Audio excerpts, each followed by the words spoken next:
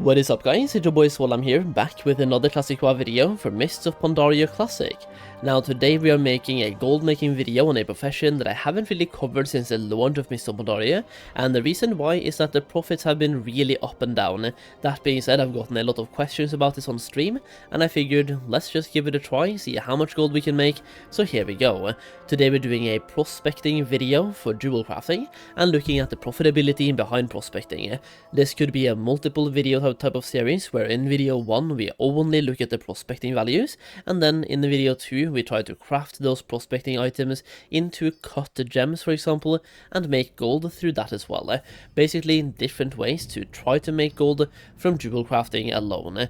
Either way, today's video is also sponsored by my gold guide, or myself I guess. If you want to learn more about gold making, also get early access to content like this and also gold farms, like when I find some of the best gold farms in Mists of Pandaria, you will get early access to them several days in advance before they go public. And we also have a bunch of exclusive gold making methods as well that will only be in the guide, and also videos that you get exclusively for people that have the guide. So if you're looking to make a bunch of gold, check it out. Either way, sponsored segment coming now.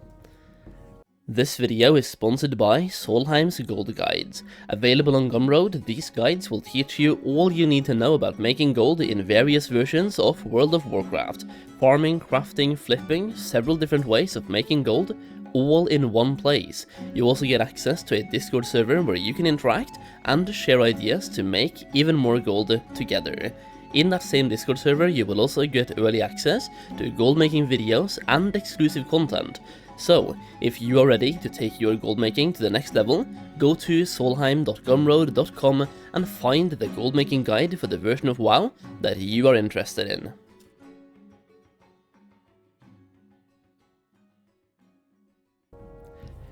Alright, so once again, if you want to make a bunch of gold in Pandaria, check those guides out, and with that being said, let's prospect. Now for the video today, I kind of want to keep it super simple, so we simply buy a bunch of items, we prospect them, look at the profitability, and I'm just going to say the profitability will be a little bit different based on your server, so keep that in mind. But for the most part, any other server than mine will probably offload the gems faster and get the profit back faster, and also maybe even have higher profitability, especially on raiding days. When it comes to cutting the gems, if you are cutting the gems, try to sell the cut gems when the raid resets happen. So Tuesday North America, Wednesday Europe, center those around typical raid days. Either way, for the test itself, we're going to try to spend about 5,000 gold, so 1,600. 1,600 ghost iron ore, 5,031 gold. Let's just round that down to 5k. We're going to prospect just about everything here, and then see how much gold we are left with at the end. Now I will say, I've done this before in Mists of Pandaria. I haven't made gold, but not that much. It just depends on when you do it and what you do with the gems as well afterwards. For this video we are not doing anything with the gems. I will leave that for another video at a later time, if we are doing anything at all with the gems. That really just depends on what the gems we get as well though, because some of the gems do sell better on a cut, but for the most part, if you cut them, you do tend to make a little bit of gold. Even the green gems can turn into, what are they called again? You can turn the green gems into perfect green gems. I'm also gonna get myself some bag space. Let me send some of the pets away to my bank character, and yeah, just get some space here. There we go. Now, if you are looking to prospect, I highly recommend getting a simple macro like this one, so /use prospecting, and then /use ghost iron ore, or any other ore that you are looking to prospect at that time. With that being said, I'm going to prospect a bunch of ores here. I'm going to cut ahead, so you don't have to look at me prospecting for about, I don't know, half an hour, or however long this takes. But yeah, prospecting a bunch of gems, hoping for as many blue gems as possible here. The more blue gems, the more gold we make, obviously, right? So either way, we're going to prospect everything, look at the values at the end, and hopefully we end up with some profit here.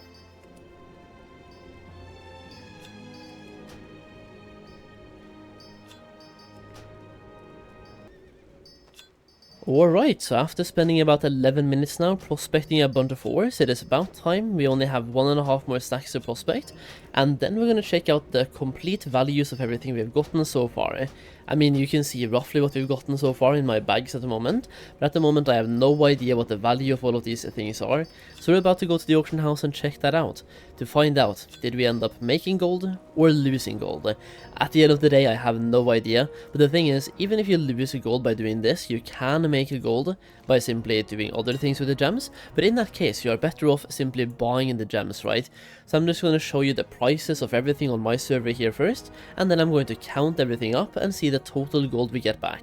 So here we have, this one is being sold for 4 gold, there's 2 of them there though, so I'm going to bump this up to 6.25, just because there's 2 baits here, these are obviously people trying to bait, so 6.25. Then we have this one selling for 80 or 79, this one is selling for 2.5, not a bait this time.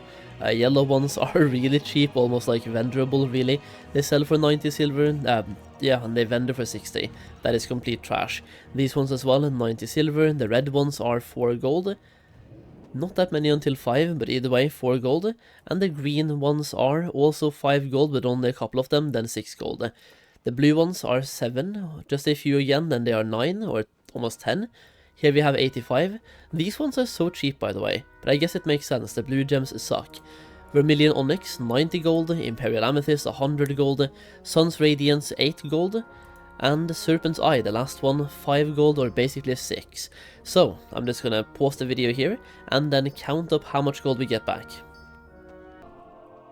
So if we add up all of those prices, as I have just done with the calculator here, we get the total value of 6,638.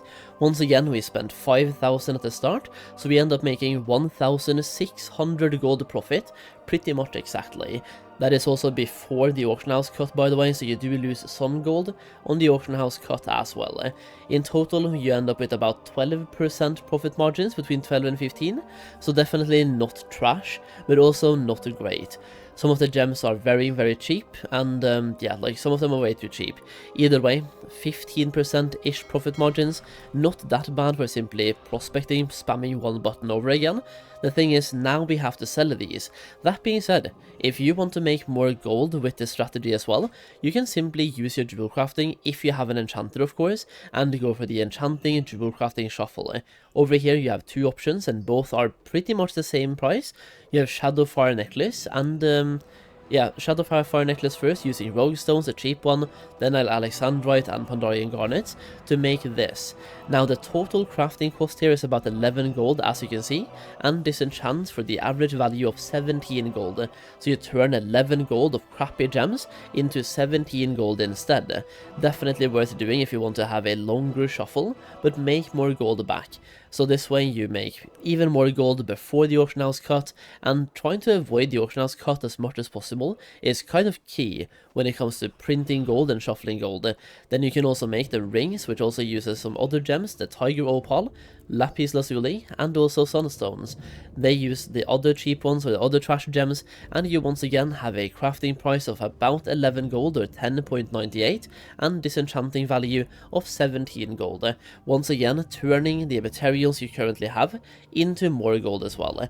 And when it comes to offloading these green or uncommon quality gems, they can take a while to sell. Meanwhile, if you make the bands and make the amulets and then disenchant those, enchanting materials flies off the market. So it's a way to not only make more gold, but get the gold back faster.